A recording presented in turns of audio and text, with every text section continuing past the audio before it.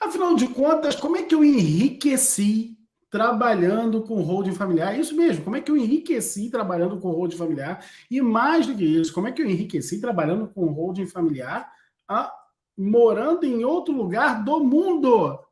Morando nos Estados Unidos e advogando no Brasil. Esse é o assunto da nossa aula de hoje. Bota o nosso cronômetro, vamos nessa.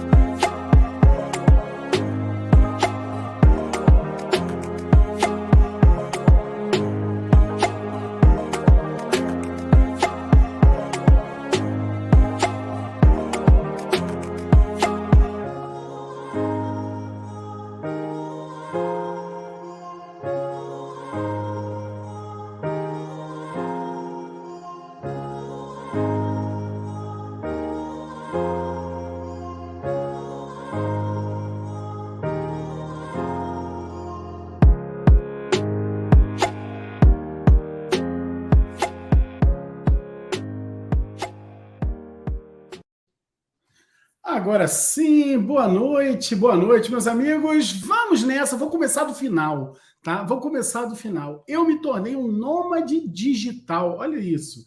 É mentira, eu não sou nômade digital, pelo contrário, tenho uma vidinha paradinha aqui no mesmo lugar, firme e forte sempre, mas nômade no sentido de que eu não moro mais no local onde eu atuo e graças ao poder da internet, graças ao poder da minha atuação no digital. Então, esse é o resumo da ópera. Se você está aqui só atrás do que fazer, é isso o que fazer.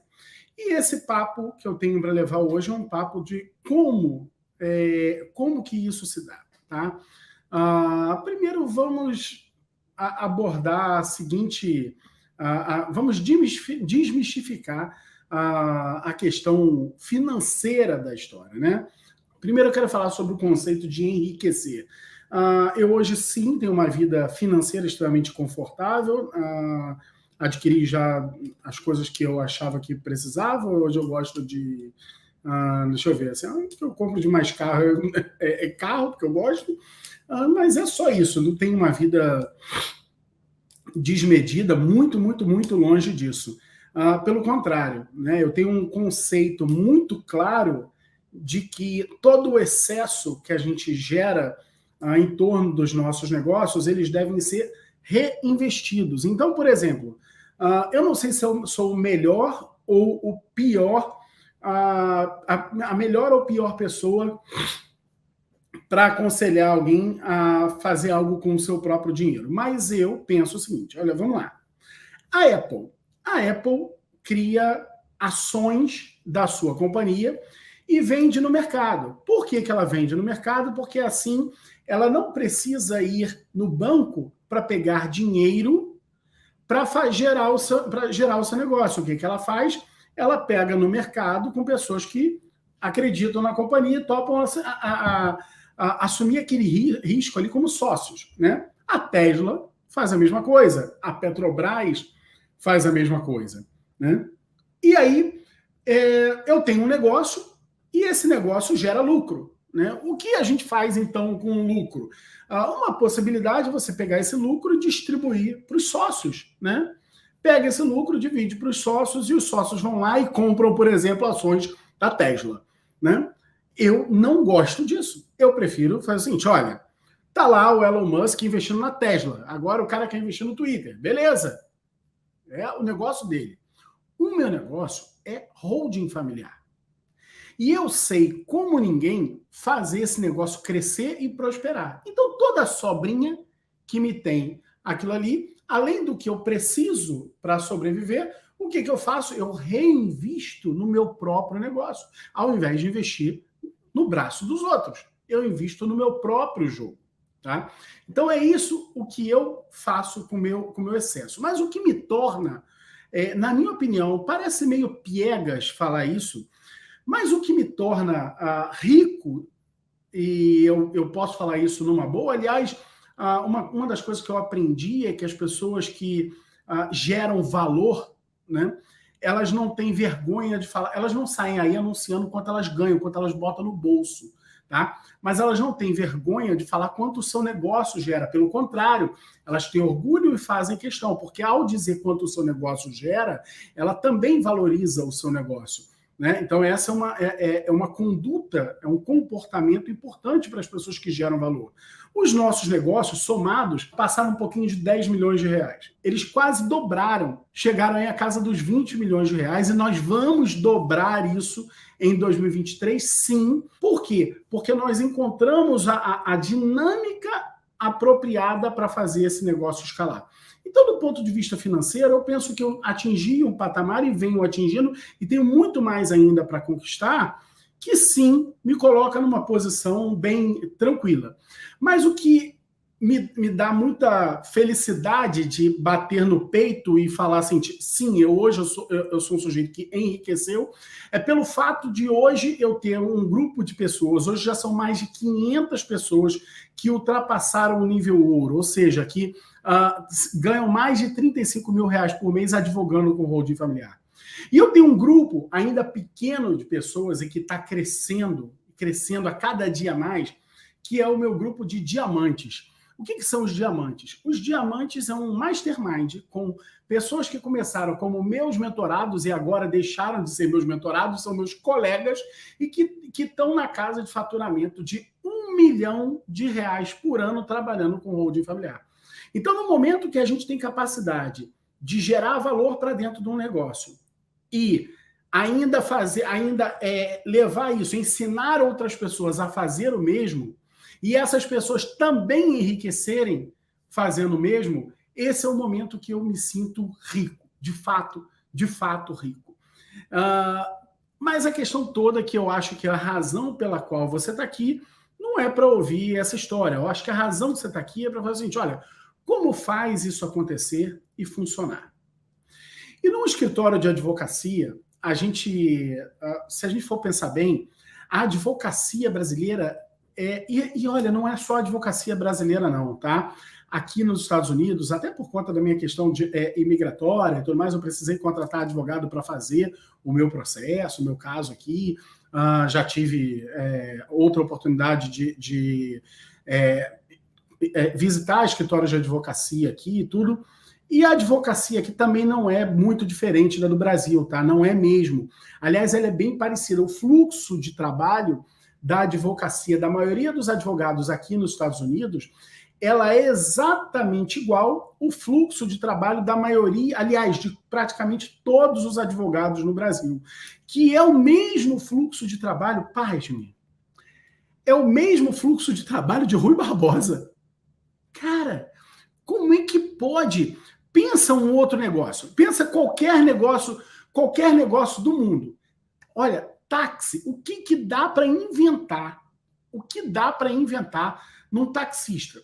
Pensa no fluxo de trabalho de um taxista da década de 80 e de hoje. Cara, é outro fluxo de trabalho completamente diferente. A pessoa ia na rua, estendia o dedo e chamava um táxi. Né? Ou filme americano, né? Que para 10 táxis, né? Hoje em dia acabou. O fluxo de trabalho é o seguinte: você aperta um botão no teu celular, né? O táxi vem, ou o seu transporte vem, e vai embora, e você nem a mão na carteira mexeu. Então, o fluxo de trabalho de um taxista é completamente diferente nos dias atuais. Completamente diferente. Pega qualquer outro serviço. Olha, eu desafio qualquer outro serviço. O fluxo de trabalho do advogado é o mesmo de muitas décadas atrás. O mesmo. Vamos lá, que fluxo de trabalho é esse? Eu vou falar de mim, tá? A minha militância na advocacia ela começou em 2005, tá? Em 2005, funcionava assim, olha, um cliente, eu estava ali funcionário, né, de um escritório de um grande cara para quem eu rendo as minhas mais sinceras homenagens e deixo um beijo no seu coração, Francisco de Assis Oliveira. Aliás, eu brinco com a minha equipe e falo que todo mundo deveria ser funcionário do Francisco uma vez na vida para poder crescer como gente. Ali o negócio era impressionante, a riqueza de aprendizado. Mas, vamos lá, o fluxo de trabalho era assim, olha, o cliente chegava, Francisco captava o cliente, né, o cliente chegava, eu ia atender o cliente, eu não fui treinado para fazer um atendimento, eu não fui treinado para fazer uma venda de um serviço de advocacia, o que era doído, porque além de não ter sido treinado, no mesmo prédio em que nós estávamos lá na Barra da Tijuca, devia ter outros 20 escritórios de advocacia no mesmo prédio. No mesmo prédio. Então você imagina, o sujeito está lá no escritório e ele está percebendo o meu desespero. Tá? Quando você está num processo de venda, é inevitável, você transparece todos os seus sentimentos. Você transparece, é inevitável. A pessoa que está num processo de venda, ela transpira os seus sentimentos. E quando eu falo em processo de venda, não é só o vendedor comum, tá? Qualquer pessoa que queira, de certa forma, vou botar entre aspas, vender algo para o outro. Ou seja, a pessoa que quer conquistar do outro a ideia de obter algo que ele tem a ofertar. Então vamos pensar assim, a pessoa que está namorando, quer encontrar um namorado, está ali no chaveco, né? Está na paquera, tá cantando, está azarando, e aí eu acho que eu atingi todas as formas de falar a mesma coisa. A pessoa que está ali naquela posição, ela está transparecendo, é inevitável. No outro dia eu estava com a minha esposa num café, né? Aqui nos Estados Unidos tem um negócio bem legal, que é um café da Capital One. A Capital One é um banco, igual no Nubank, no Brasil. É um banco digital, tá? É um banco digital, que olha que louco isso, os caras não têm agência. Eu não sei se o Nubank já faz isso, porque eles copiam muita coisa. Os caras não têm agência. Sabe o que eles têm? Eles têm um café. Muito legal isso, eles têm um café, tipo o Starbucks, só que pegou o conceito de Starbucks, de espaço que você também pode trabalhar, e levou a consequência a um potencial maior. A Capital One, o que eles fizeram? Eles fizeram uma espécie de co-work com um café. E, na verdade, aquilo ali é como se fosse a agência do banco digital. É incrível. E estava eu lá nesse café, na Lincoln Road, aqui em Miami, do lado da loja da Apple, e estava tomando um café com a minha esposa, e aí a gente olha para uma menina que estava falando com alguém no computador. Aí, e eu falei, até eu mencionei assim, um dia desses vai ser a Isadora, minha filha, que agora tem só 5 anos, mas quando ela tiver 35, ela já deve começar a namorar, né? E essa, assim eu espero. E essa menina aí estava de frente para o computador, mas sabe, quando a pessoa está se derretendo, aí eu virava para minha esposa e falei assim: olha aquilo lá, olha aquilo lá, adivinha o que tem do outro lado do computador? É lógico que é uma chavecada boa, né? Então ela estava ali, sabe, se derretendo. Ou seja, quando você quer ganhar a outra pessoa para adquirir qualquer coisa que você esteja ofertando, ainda que seja até o seu amor, você transpira os seus sentimentos. Você transpira, você se inunda com aquilo que você está sentindo. Então, se o que você está sentindo for amor, você vai transpirar amor. Se aquilo que você está sentindo for confiança, olha que legal, você vai transpirar confiança. Se o que você estiver sentindo for autoridade para falar do tema, você vai estar transpirando autoridade. Porém, se você tiver com o seu ganha-pão pendente naquela pessoa que você está atendendo, pronto, acabou. Você já está numa relação de desequilíbrio. Por quê? Porque ela está percebendo aquele desespero que você vai estar exalando naquele momento. Então, a gente está ali naquele processo de atender o cliente no nosso escritório, depois que o cliente marcou, sem ser treinado e muitas vezes acreditando que a gente não pode perder aquele cliente de jeito nenhum. Porque perder aquele cliente muitas das vezes representa, cara, a morte. Representa a maior dificuldade de todos tomar um café. Nós somos advogados que, assim como toda a sociedade, nós fomos submetidos àquela figura feia do vendedor que está ali de lero, tá entendendo? Então nós fomos submetidos a essa figura feia como formação cultural da nossa sociedade, e eu e você, advogados, pior ainda, porque dentro da faculdade a gente é submetido a algo que é quase um crime na advocacia, né? Que é assim, é a mercantilização da advocacia. Uau, não pode, que não sei o quê, não deve fazer de jeito nenhum. Então essa repulsa nos coloca numa situação de destreino e ainda mais numa situação que beira o vexatório diante daquela cultura que a gente foi formado. Então, beleza, estamos ali. E finalmente o cliente nos contrata. Deu tudo certo. O cliente nos contrata. Nos contrata de que maneira? Ele pagou o atendimento para estar ali? Você é profissional, você se deslocou de casa, foi para dentro de um escritório de advocacia, você pagou o seu combustível, o seu passagem de ônibus, o seu estacionamento, não importa, o pneu do teu carro, não importa, você pagou para estar ali, ou é teu, você está com a luz acesa, internet ligada, caneta gastando. Nada daquilo ali é para você. Por quê? Você não precisa de advogado. Quem precisa é ele. E ele não pagou para estar ali e você está suando em pânico se ele vai ou não contratar. E ele não pagou para estar ali. Maravilha. Conseguiu contratar. 90% dos casos em qualquer escritório de advocacia, pelo menos os escritórios de pessoas que estão que não estão no contencioso de massa, pessoas que fazem a carpintaria, como eu gosto de chamar, né? 90% dos casos são assim, olha, o cliente paga um prolabore inicial e o restante é ao final, quando sair a causa. O problema é que essa causa leva no mínimo 5 anos para sair. No mínimo 5 anos. E o que o cara paga ali, vou falar aí nos números, por exemplo, de 2008, tá? Quando eu estava lá começando o meu próprio escritório, 2008 para 2009. Né? Aí já não mais com o meu mestre Francisco, e aí por conta própria. Digamos ali que eu conquistasse uns 2 a 3 clientes por semana. Isso dá mais ou menos aí, sei lá, 10 clientes por mês, em média. Que cada um me pagasse 2.000 de prolabore inicial. Tá? De prolabore inicial. Beleza, 20.000 não, tem o custo do escritório. Tem o custo da minha advogada, da minha sócia, que eu não sei o seu. A minha cara para burro. né? Então ela não custa cara. Então tem todo esse custo envolvido. Mas também tem os contratos de partido. Eu sei que no final das contas você vai assim, não, eu estou ganhando uns 10 paus por mês, como se aquilo ali fosse muito. Como se aquilo fosse muito.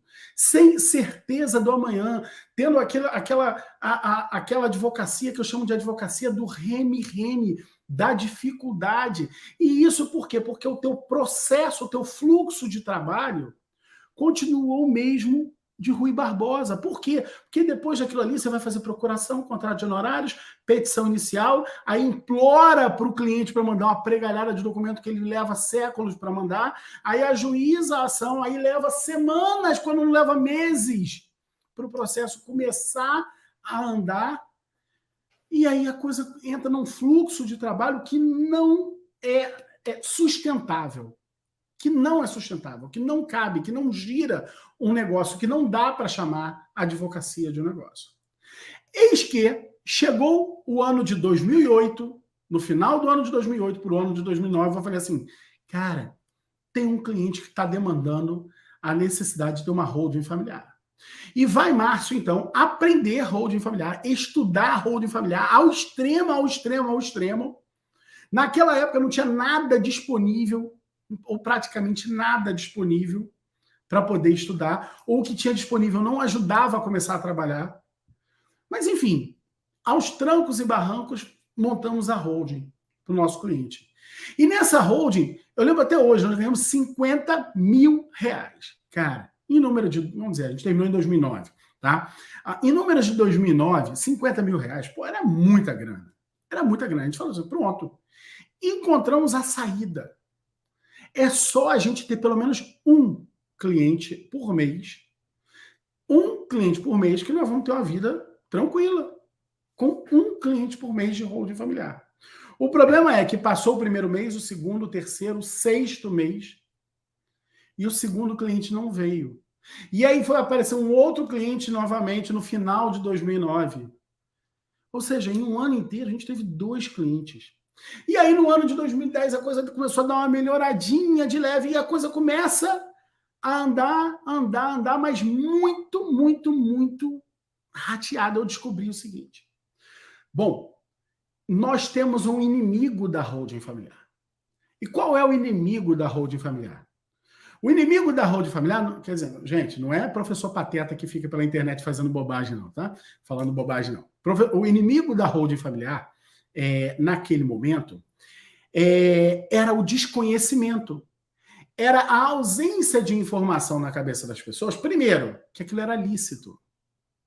Segundo, que aquilo ali, sendo lícito, que iria funcionar. Terceiro, que aquilo ali não era só coisa de bilionário, que também cabia para o patrimônio daquela pessoa que era, por exemplo, de classe média alta.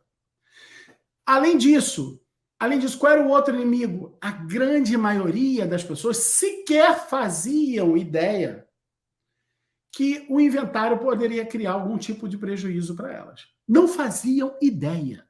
Não tinham a menor ideia.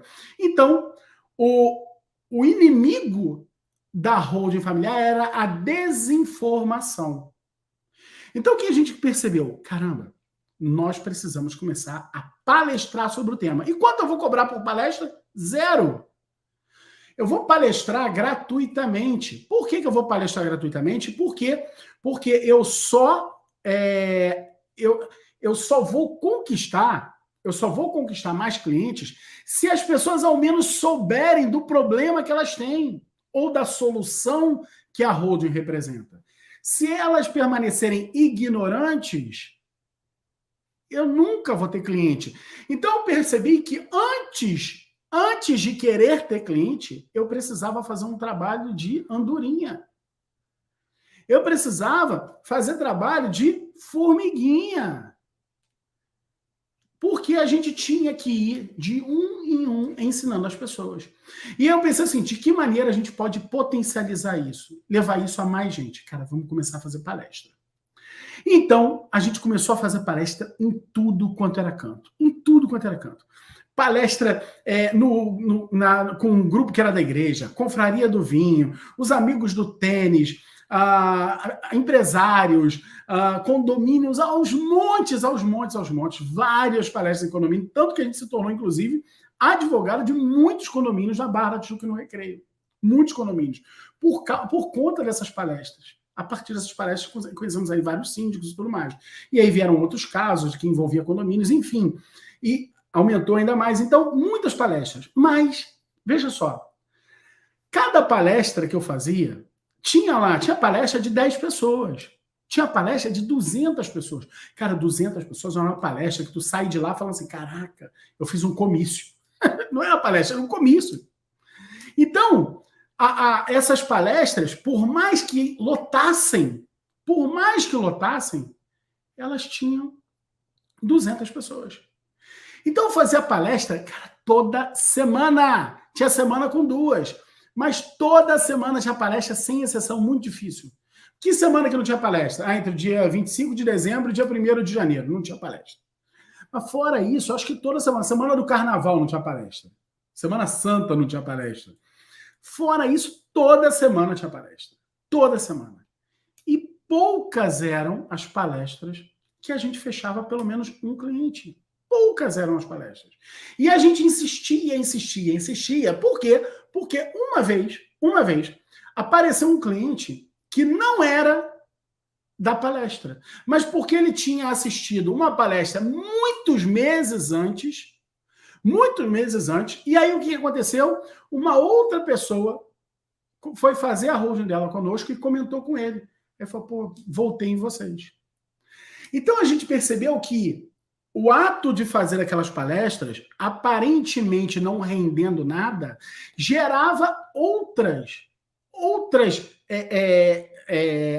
eu vou chamar de ativos, outros ativos intangíveis, né? Então gerava outros benefícios para a gente que eram intangíveis e que agora eu tenho um nome muito claro para dar nisso. Se chama autoridade. Nós passamos a ser percebidos como a maior autoridade do Brasil sobre holding familiar. Mas, Márcio, caraca, como é que você pode falar que você se transformou na maior autoridade do Brasil em holding familiar? Da mesma maneira que eu falo para todos os nossos alunos. Cada um dos nossos alunos, cada um dos meus 5.000 mentorados é percebido por alguém como a maior autoridade do assunto em holding familiar. Cada um deles. E eu era percebido como a maior autoridade em holding familiar por aquelas pessoas a quem eu abordei. Então, ali a gente começou a construir o que é o princípio de um método de trabalho que hoje a gente chama de Aurum, né? Aurum porque Aurum é ouro em latim, a gente fala sempre do nível ouro. Então, ali nasce a ideia do que vem a ser depois o método Aurum. Nasce a perspectiva de que a gente precisava formar autoridade, e formar autoridade significava ser percebido como a maior autoridade do mundo para alguém. No primeiro momento, alguns dos nossos alunos são percebidos como a maior autoridade do assunto no mundo, tá? Perante a sua própria família. Mas veja, esse é um começo. Então, a gente começou a ser percebido como a maior autoridade do mundo para aquelas pessoas que a gente palestrava. Porque, afinal de contas, olha só, você está fazendo uma palestra. E se você está fazendo uma... Quem é que faz palestra? Quem é que ostenta a condição de palestrante? A pessoa que está palestrando, eu nunca vi, eu posso discordar de um palestrante, tá? Mas eu não lembro de ter assistido a palestra de nenhuma anta, entendeu? Uma palestra, eu já assisti... Esses momentos para falar essas coisas é terrível. Mas eu já assisti aqui discurso eleitoral de antas. Agora, uma palestra técnica de uma anta, nunca. Nunca. Então, toda pessoa que está ali palestrando, o fato de você estar palestrando, aquilo ali já te coloca um emblema da autoridade. Então, palestrar sobre o assunto gerava muito mais autoridade do que eu simplesmente conversar com pessoas. E não é por causa da quantidade de pessoas. A quantidade amplia essa autoridade. E aí, algo aconteceu nesse meio tempo. Primeiro, o Facebook começa a ficar muito mais forte, e a gente começa, então, a postar algumas coisas no Facebook, e isso começou a dar resultado. Café. Vamos lá. Então, a gente começou, no momento que a gente palestra, a gente passa, então, a ser percebido como autoridade com esse emblema, não só pela quantidade de pessoas, mas pelo fato de estar ocupando aquele púlpito da palestra, aquela condição de palestrante. E aí já existia, né, o Facebook, mas o Facebook começa a ganhar força no Brasil e passou a ganhar ainda mais força, quando o Facebook compra o Instagram. E quando o Facebook compra o Instagram, a coisa começa a crescer ainda mais. Porque a gente passa, então, a ter duas redes. E a gente descobre que também era legal se a gente colocasse vídeos no YouTube. E com isso a gente percebe que uma palestra nossa chegava a 200 pessoas, quando muito. Mas quando eu postava nas minhas redes sociais, eu conseguia ter muito mais gente assistindo cada um daqueles vídeos. E veja, uma coisa que é importante você perceber, quando você começa, ninguém começa do topo do edifício. Todo edifício nasce do chão? Não. Todo arranha-céu nasce abaixo do solo. Nasce com a fundação. Então, o começo dessa estrada, a gente fazia vídeo que não era assistido por ninguém. Que eu ligava para minha mãe e falava assim, mãe, dá uma curtida lá. Curte. Entendeu? Era assim. Então, o seu começo vai ser assim. A questão é, você está disposto a atravessar isso? Eu já tive aluno meu falando assim, olha, meu cônjuge, eu mostrei o vídeo pro meu cônjuge e ele falou assim, cara, tá uma porcaria, não tenho coragem de mostrar isso para ninguém. Eu falei, uau, tá bom. Veja, pega esse vídeo e posta. Sabe por quê? Porque eu vou te contar uma coisa. Como esse vai ser seu primeiro vídeo, ninguém vai assistir mesmo. Ninguém vai assistir mesmo. Mas você vai fazendo um, vai fazendo o outro. Aquilo vai se espalhando. Eu queria te convidar a fazer o seguinte teste. Abra o seu Instagram e veja. E ao abrir o seu Instagram, cadê? Deixa eu ver aqui, vou te mostrar. Vamos lá. Ao abrir o seu Instagram, aqui no cantinho, ó, vá lá no seu perfil. Ó, eu tô no meu. Ok? Eu tô no meu. Aqui nesse cantinho, tem essas 3 linhazinhas aqui, ó. Clica nessas 3 linhas. Pá. Aí abre isso aqui, ó, quando você clica nas 3 linhas. Ó, deixa eu sair da frente para dar mais foco. Tá? Aí você vai vir aqui, ó, em Insights, tá vendo? Ó, Insights aqui, ó. Aqui, ó. Insights, ó. Onde está meu dedinho aqui, ó. Clica em Insights. Vou mostrar uma coisa para vocês. Eu não sei se vocês repararam lá no começo, eu tenho, nesse momento aqui, 67 mil seguidores. E por que eu não estou nem aí para a quantidade de seguidores? Porque seguidor não significa o tamanho da minha audiência. Às vezes você fala assim, eu tenho 50 seguidores, eu tenho 100 seguidores, tá? E é muito pouco. Não, vamos olhar o tamanho da sua audiência. Se você já faz conteúdo, a maioria das pessoas que já fazem conteúdo, ao clicar em sites, vão ver o seguinte dado aqui, ó. Contas alcançadas. A minha audiência, a minha voz foi ouvida por 648 mil pessoas. Eu tenho só 67 mil seguidores. E o meu conteúdo foi assistido por 648 mil pessoas. Então, note que a sua audiência não é a quantidade de seguidores que você tem. Algumas pessoas falam assim, eu tenho poucos seguidores, mas... E elas param, elas brecam. Não breque, porque a sua voz, na medida que você for fazer 1, 2, 3, 10, 100 conteúdos diferentes, você vai perceber que a sua audiência vai crescer. E na medida que a sua audiência vai crescer, crescendo a sua audiência, cresce a sua autoridade. Cresce a sua autoridade. E foi por causa disso, por causa desta consciência de que a gente, a partir desta autoridade, a gente pode desenvolver uma série de outros elementos. Nós fomos eleitos como a personalidade do ano, não em advocacia, olha que louco, mas em estratégias digitais para a advocacia. Entre as 100 maiores personalidades do ano, segundo a revista Isto É, nós fomos eleitos como a estrategista digital para a advocacia. Foi impressionante. Por quê? Porque a gente conseguiu construir... E veja, eu nem falo isso para todo o serviço de advogado. Eu falo isso exclusivamente para o trabalho com holding familiar. Então, tem muita gente hoje replicando o que a gente faz em outros serviços de advocacia? Tem. Mas a gente faz isso direcionado para o trabalho com holding familiar. Então, foi a partir dessa construção que a gente falou assim, pô, beleza, agora que estratégias a gente pode acoplar?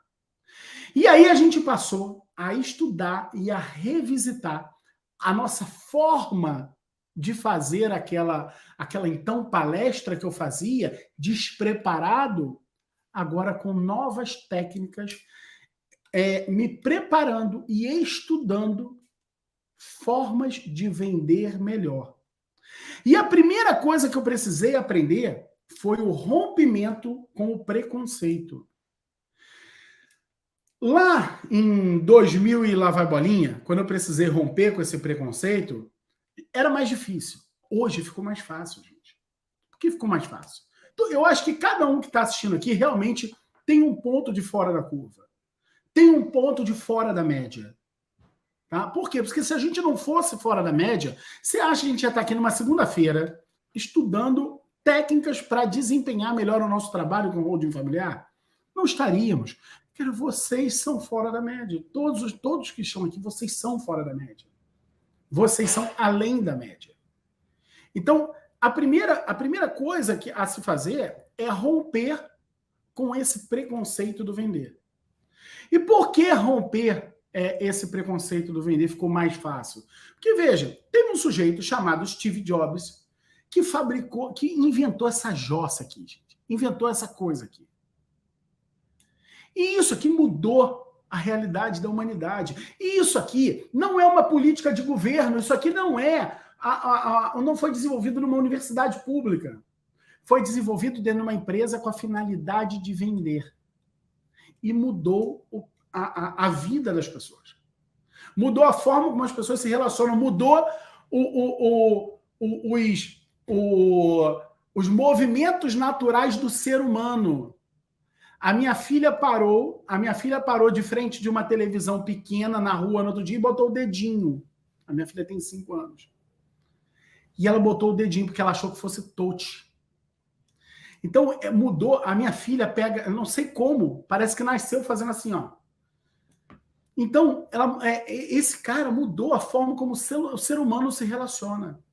Voltando aqui. Esse sujeito chamado Steve Jobs, quando o sujeito decidiu fazer isso aqui, o objetivo dele era vender. Era vender. Então, quando você olha para um negócio desse, você começa a perceber que o processo de venda não tem nada de feio, não tem nada de ruim. Agora, com esse momento da pandemia, a coisa ficou mais evidente ainda. Por que ficou mais evidente ainda? Por quê? Porque quem desenvolveu a vacina não foi o laboratório da universidade A, B ou C, foi a Pfizer. Foram outras empresas farmacêuticas, cujo objetivo era vender. Então, o processo de venda moderno deixou de ser aquela venda que tenta engrupir as pessoas, tenta o rolando lero, para ser um processo que causa o benefício do ser humano, que traz benefícios para a sociedade. Então, veja, o primeiro passo seu é romper esse preconceito, porque se você tiver preconceito, você não vai conseguir gerar conteúdo, não vai conseguir gerar informação, não vai conseguir. Primeiro, dar informação para o povo para depois querer vender alguma coisa, se você tiver preconceito. Por quê? Porque o seu preconceito vai falar assim, mas eu só estou interessado em vender. Não, eu estou interessado em ensinar. Eu estou interessado em levar informação para as pessoas. Mas eu sei que ao fazer isso, isso vai potencializar a minha capacidade de vender. A segunda coisa que eu percebi foi o seguinte, que ao utilizar as redes sociais para isso, eu tive a possibilidade de verificar o que realmente funcionava, o que não funcionava. Por quê? Porque quando eu fazia uma palestra para 10 pessoas, para 50 pessoas, e não tinha ninguém me contratando, isso não me dava volume o suficiente para saber se o negócio funcionava ou não. Por que isso? Porque eu acabei de fazer um seminário em que 3.000 pessoas assistiram ao vivo, e depois do seminário, mais de 100 pessoas nos contrataram para fazer o seu processo de holding familiar. Mais de 100 pessoas em 5 dias. Em 5 dias. Mais de 100 pessoas. Márcio, que número é maravilhoso! Mas, cara, 100 para 3.000. Dá mais de 100. Vamos botar aqui. Vamos botar 150 para 3.000, né? Nós estamos falando de 15 para 300. Ok? De 15 para 300. Nós estamos falando de 5%. Ou seja, uma palestra com 100 pessoas não daria nada. Não daria nada.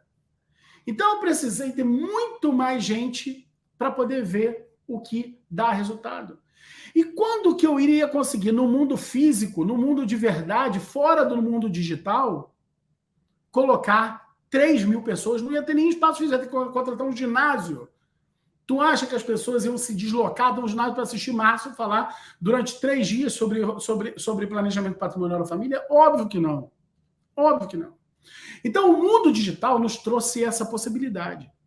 E aí, a coisa mais importante que você precisa agora é parar de achar que você, até aqui eu vou no digital.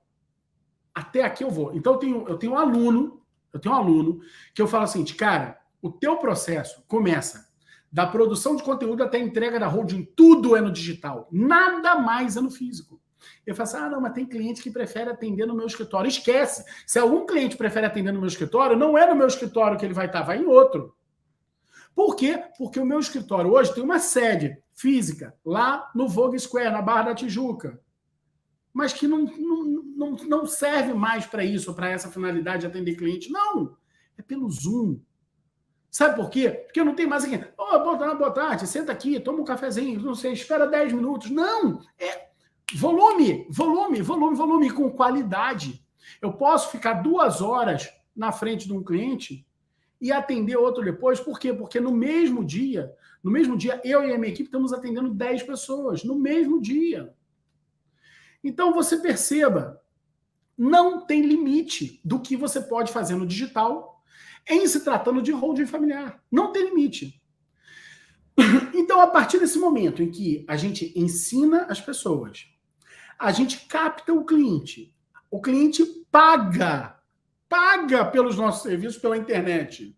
Um ensinamento muito poderoso que esse ambiente digital nos deu foi que não tem limite do que a gente pode fazer. Então, a gente conseguiu concluir que 100% dos atos que a gente pratica com holding familiar, eles podem ser feitos pela internet. Ah, Márcio, mas nem todos.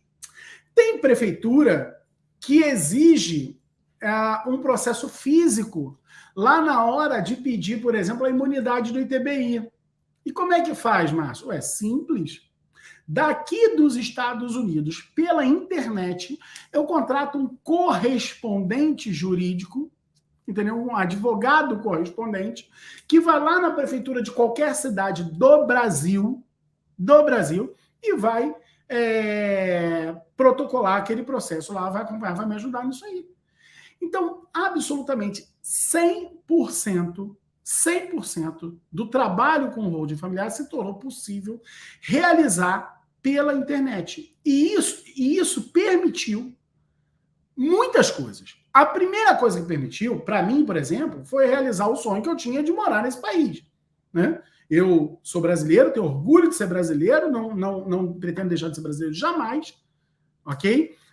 Não penso em ter negócios aqui, não penso, em ter negócio aqui. Pelo contrário, o país então me ama, né? Porque eu trago os meus recursos para cá, né? E não me sirvo daqui, né? Então, para mim está ótimo. Pretendo continuar sempre tendo negócio no Brasil, que é a minha terra, é a minha origem. Já me perguntaram, Márcio, por que você não faz a faculdade de Direito aí, faz um LLM que é possível para ser advogado e tudo mais? É uma possibilidade, algo que eu penso, mas não é só se for para enfeitar a parede. E eu não sei se você reparou, uma coisa que é muito importante para a gente conversar aqui é o seguinte, com o que eu, Márcio, enfeito as minhas paredes? Tá? Eu me formei em Direito na FRJ e nem o meu diploma da Faculdade de Direito está aqui. Nem o meu diploma. Para não dizer que eu não tenho aqui nenhum diploma, eu tenho do time, cadê? Do Time Holding Brasil, que está ali. Só. O do Time Holding Brasil. Essa placa é uma homenagem a quem faz 7 dígitos em venda, ou seja, mais de R$1 milhão em vendas pela internet. Essa outra aqui é do nível diamante, da pessoa que ganha mais de R$1 milhão por ano trabalhando com holding familiar. Essa placa aqui é para quem fatura acima de R$2 milhões por ano fazendo a mesma coisa pela internet. Essa aqui é do nível ouro, quando você faz os 35. Essa aqui é da Hotmart. Essa aqui é de 5 milhões. A minha sócia ficou trazer para mim a que nós já batemos de 10 milhões. Então, a gente ostenta aqui, não são diplomas. Por quê? Quando você faz um mestrado, e eu sou super a favor que você estude até o máximo que der, se você puder fazer o mestrado, doutorado, pós-doutorado e pós-graduação, faça. Eu, Márcio, acho que a educação transforma. Tá? Mas eu penso o seguinte, o diploma, ele me certifica, não enfeita a minha parede. Por quê? Porque não me transfere. Eu discordo que ele transfira uma autoridade de verdade. Por quê? Num curso de mestrado, por exemplo, ou de doutorado, pode estar sentado lá uma pessoa com muitos resultados e uma pessoa que é uma anta, entendeu? Que só está ali fazendo o curso. Então, não qualifica as pessoas. Agora, isso aqui é resultado.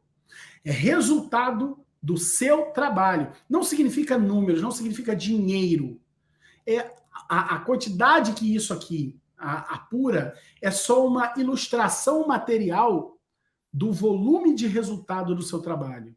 Aqui não é 1 milhão, 2 milhões, 3 milhões, 5 milhões, 10 milhões. Não é isso. É a quantidade de famílias impactadas. A quantidade de famílias impactadas. E nesse ano de 2022, nós estamos finalizando o ano com mais de 250 famílias tendo nos contratado para esse serviço. Nós começamos o nosso treinamento já tendo feito mais de 200 holdings na vida inteira.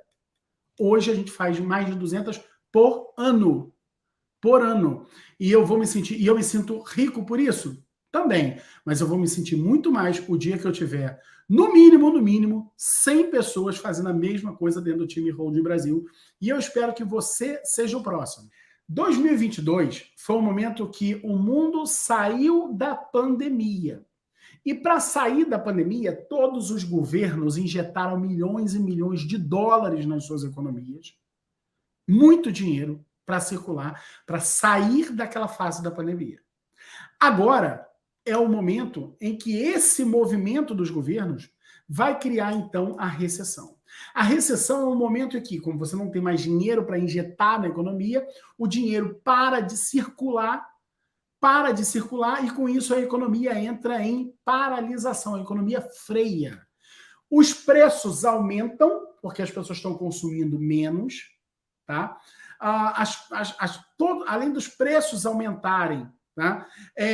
Os países, os estados que custam muito caro, como é o caso do Brasil, é um estado muito caro para manter. Tá? No Brasil, você, para poder manter esse estado, precisa ter aumento de impostos. Moral da história, a economia freia e vai frear no mundo inteiro. E aí, como é que fica o advogado nessa história? Em que posição está o advogado nessa história toda? O advogado, ele segue o mesmo fluxo. Por quê? Porque aquele dinheiro que serviria para pagar o honorário já não existe. Não existe. Começam a chover causas nos escritórios só de pagamento ao final, cada uma mais mirabolante, mais enriquecedora que a outra. Pagamento de pessoas insolventes, coisas que não vão receber nunca. Nunca. Então, os advogados sentem a recessão ali na veia. Na veia. Ah, Márcio, e a advocacia extrajudicial, consultiva? Também. Porque, veja, essa advocacia tradicional, extrajudicial, consultiva, ela não gera recursos. Então, depende de um dinheiro para pagar os seus honorários que não existem. Que não existe. E é nesse cenário que eu vejo a holding que eu trabalho com holding familiar vai alavancar a carreira de muita gente. Vai fazer com que esses advogados que decidiram entrar no trabalho com holding familiar saiam dali tendo os melhores anos da sua vida. Por quê? Aquelas pessoas que vão estar atrás de algo que as proteja do aumento de imposto. Aquelas pessoas que hoje fazem uma locação de forma arcaica e poderia estar pagando muito menos imposto, também vai te procurar. Aqueles empresários que estão em vias de perder parte dos seus bens vão te procurar para proteger. O produtor rural que demanda manter mais recursos dentro do seu caixa para melhorar a sua atividade produtiva também vai te procurar. Então, a tendência é que esse trabalho com holding familiar, assim como aconteceu na pandemia aconteceu isso. As pessoas que entraram no nosso treinamento, por exemplo, na pandemia, estão arrebentando. Estão arrebentando. A grande maioria dos nossos diamantes são pessoas que entraram na pandemia. Na pandemia. Então, estão arrebentando exatamente por causa disso. E agora é um novo momento em que o mundo vai chorar e vai ter um monte de gente aqui para poder vender lenço. Beleza? Eu fico por aqui, desejando a você tudo de melhor, uma semana muito produtiva, agradecendo você pelo carinho de sempre. Tamo juntos. Arrebenta essa semana que tá só começando. Beijo no seu coração, fique com Deus. Até mais. Tchau, tchau.